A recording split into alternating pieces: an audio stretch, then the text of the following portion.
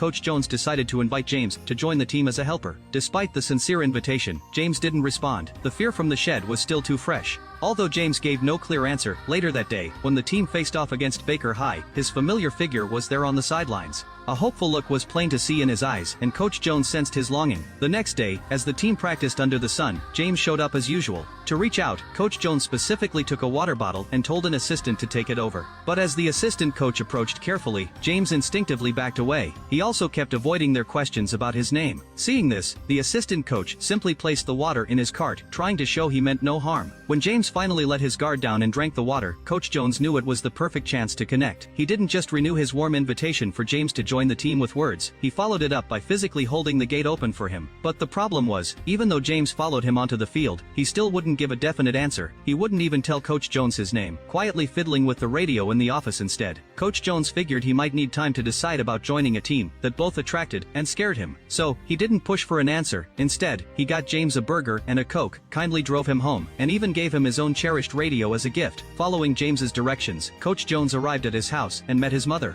When he brought up the idea of James being a team helper, his mother firmly said no. She was afraid her son would face bullying again. She explained that James wasn't intellectually disabled, his mind just worked at a different pace. The trauma from being picked on had stayed with him, and she wanted to shut out any chance of him getting hurt again. But when she saw how delighted James was with the radio, his face lighting up with a smile, her stance seemed to soften. You get that from him?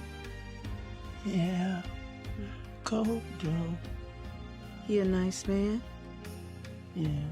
Seeing this kindness, his mother set her worries aside. She encouraged James to follow his heart and bravely pursue what he loved. With her support, James took the first step to change his life. He officially accepted Coach Jones's invitation and bravely for the first time stepped onto the field. Coach Jones then announced that James would be his new helper, instructing the players to treat him well and that there would be no more picking on him. The players agreed, but when the coach wasn't around, some started to play mean tricks, slapping a football out of his hands when he picked it up or shoving him from behind. One player even tried to knock James over during a drill, but James effortlessly steadied himself and held his ground. Even though James sensed the ill will, he didn't get angry. He actually encouraged the player to try again. To fit in with the team, he worked hard to learn what every instruction meant. During practice, he went out of his way to help the players, offering them genuine praise and encouragement. During games, he became their cheerleader, rooting loudly from the sidelines. After each game, he kept careful records of what happened. Even though the Hannah High team lost their first 3 games, James's optimistic spirit kept the players from losing heart. They practiced even harder, and finally, they turned their luck around and won. There was no question that James had contributed to the win, but some members of the Parents Association chose to ignore it. They saw him only as a distraction and a joke because of his disability, claiming he hurt the team's focus and accusing Coach Jones of keeping him around for publicity. Even Coach Jones's own family didn't understand why he was so invested in a stranger, always going out of his way to help him.